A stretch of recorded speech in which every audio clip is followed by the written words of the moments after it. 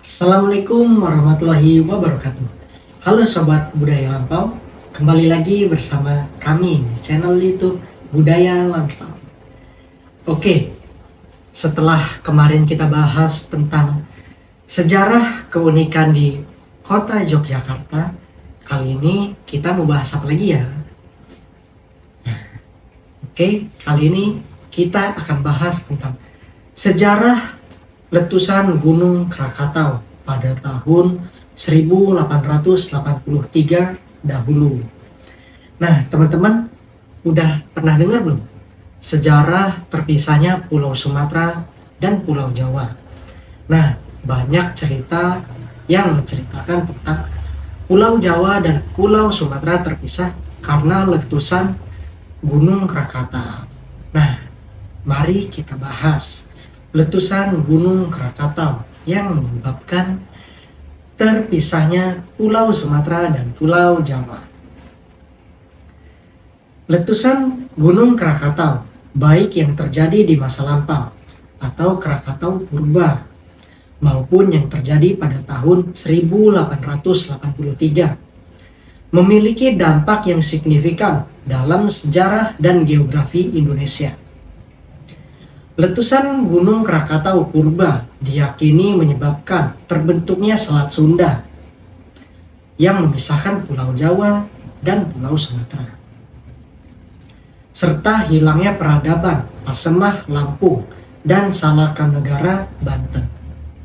Sementara itu, letusan Krakatau pada tahun 1883 memicu tsunami dahsyat yang mengakibatkan ribuan kematian dan kerusakan yang luas di pesisir Jawa dan Sumatera.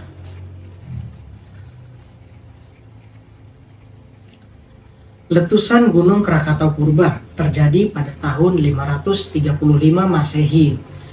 Letusan yang sangat besar ini menyebabkan terbentuknya kaldera besar di mana Gunung Krakatau berada di saat ini. Letusan tersebut diyakini sebagai penyebab terbentuknya Selat Sunda yang memisahkan Pulau Jawa dan Pulau Sumatera. Perubahan topografi yang drastis akibat letusan ini membuat jembatan darat antara Jawa dan Sumatera terputus dan diganti dengan kaldera yang tergenang air laut. Letusan Krakatau purba juga menyebabkan hilangnya peradaban Pasemah, Lampung, dan Salakanegara Banten selama sekitar 20-30 tahun. Wow, cukup lama ya karena letusan ini.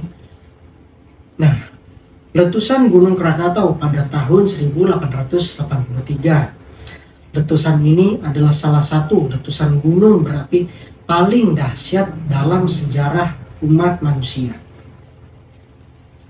Letusan tersebut melontarkan 10 km kubik material, baik awan panas maupun abu vulkanik, dan memicu tsunami setinggi kurang lebih 40 meter. Wow, cukup mengerikan ya jika kita berada pada masa itu. Tsunami ini menghantam pesisir Lampung dan Banten, merusak ratusan kampung dan menyebabkan ribuan korban jiwa. Suara letusan Krakatau terdengar hingga ke Karachi atau daerah di bagian negara Pakistan, dan Perth dan Sydney, yaitu di daerah bagian di Australia. Letusan ini juga menyebabkan efek yang luas di wilayah lain termasuk di benua Afrika. Pemisahan Pulau Jawa dan Sumatera. Pemisahan Pulau Jawa dan Sumatera diyakini disebabkan oleh gerakan lempeng bumi. Beberapa sumber menyatakan bahwa letusan Krakatau purba juga berperan dalam pemisahan tersebut. Namun, para ahli geologi lebih meyakini bahwa gerakan lempeng Indo-Australia ke Eurasia adalah faktor utama pemisahan Pulau Sumatera dan Pulau Jawa ini. Proses tektonik ini menyebabkan terbukanya celah di dalam bumi dan terbentuknya Selat Sunda. Nah, itu dia tadi cerita letusan Gunung Krakatau yang menyebabkan pisahnya Pulau Sumatera dan Pulau Jawa pada tahun 1883 dan 535 Masehi. Cukup mengerikan ya sobat. Pada masa dahulu Gunung Krakatau ialah gunung yang sangat memberikan letusan paling dahsyat pada sejarah umat manusia, yang letusannya terdengar hingga di benua Australia dan di Afrika. Jadi kesimpulannya dari letusan Gunung Krakatau ini yaitu letusan Krakatau baik yang purba maupun pada tahun 1883 memiliki dampak yang signifikan dalam sejarah dan geografi di wilayah Indonesia. Letusan Krakatau purba diyakini sebagai penyebab terbentuknya Selat Sunda dan hilangnya peradaban di wilayah tersebut. Sedangkan letusan Krakatau pada tahun 1883 menyebabkan tsunami dahsyat dan kerusakan yang luas. Pemisahan Pulau Jawa dan Sumatera diyakini disebabkan oleh gerakan lempeng bumi, meskipun ada beberapa sumber yang menyatakan bahwa letusan Krakatau purba juga berperan dalam proses pemisahan antara Pulau Sumatera dan Pulau Jawa.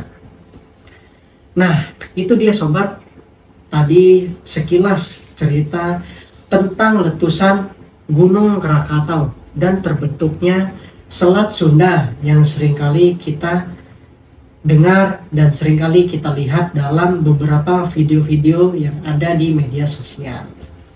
Jadi dapat kita ambil kesimpulan, jagalah wilayah sekitar kita, baik itu yang berada di daratan dan yang berada di lautan, agar wilayah di sekitar kita tetap terjaga dan dilestarikan kelak sampai ke anak dan cucu-cucu kita.